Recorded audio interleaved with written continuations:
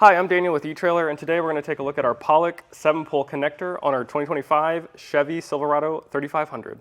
Most people are going to use this for their goosenecks or fifth wheels.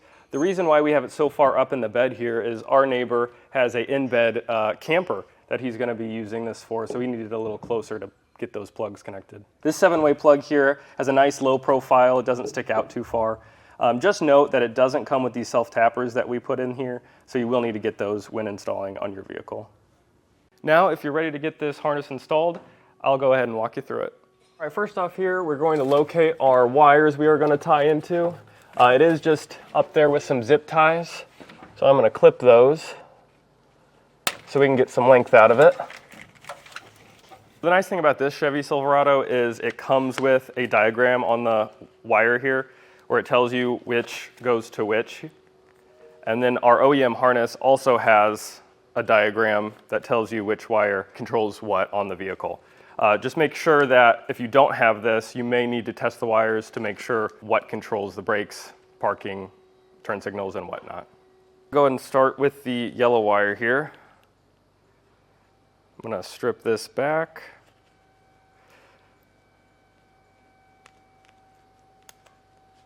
So now on our vehicle side, we're going to go ahead and find the corresponding wire and then strip this one back.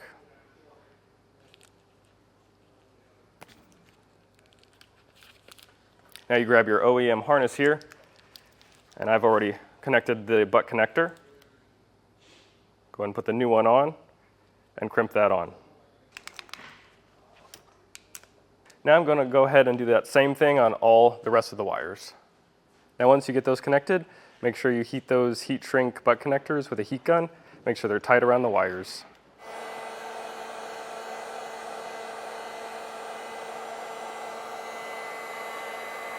All right, so for our wire harness here, the way we routed it is we zip tied it close to where it connected, and then we routed it up over this spare tire, and it comes over this way. And over here, you can zip tie it to the existing harness. Right there, you can see I got a couple zip ties in there. And then we went over here to the gas tank, and we went right over top of that, banked left, and here we are where we want to route it up to the bed of the truck.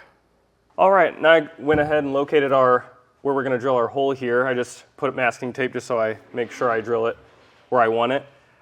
This neighbor is using this truck for a camper, so that's why we have it so far forward in the cab here. All right, I'm going to go ahead and take my 2 1/8 hole saw here. You can use a bigger one. I'm just using this smaller one here and it should get the job done. Make sure you go nice and slow so you don't break your wrist and it catches, or you don't hit anything on the other side.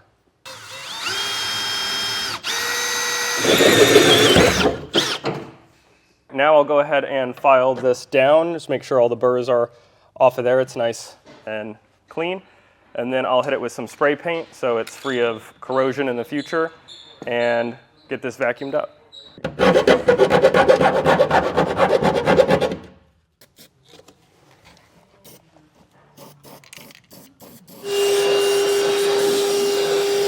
All right, and I just fed a fish through that hole I just drilled. And I'm going to tape it to our plug so we can pull it through.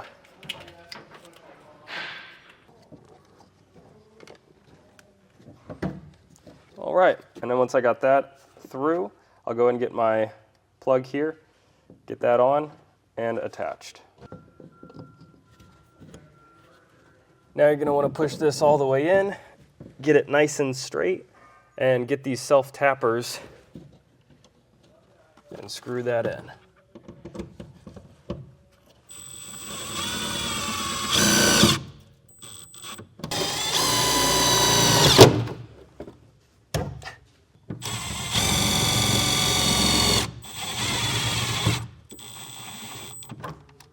All right, now that we've got that all nice and tight, if you were doing this at home, you'd go ahead and plug your trailer in and test all the lights. We have a test box here that will mimic the same thing. So I'll jump in the cab and run through all of our lights to see if they work. All right, now we're going to go ahead and test the brakes. Now the left turn. Now the right turn. So that was a look at our universal harness connected to our 7-pole connector on our 2025 Chevy Silverado 3500.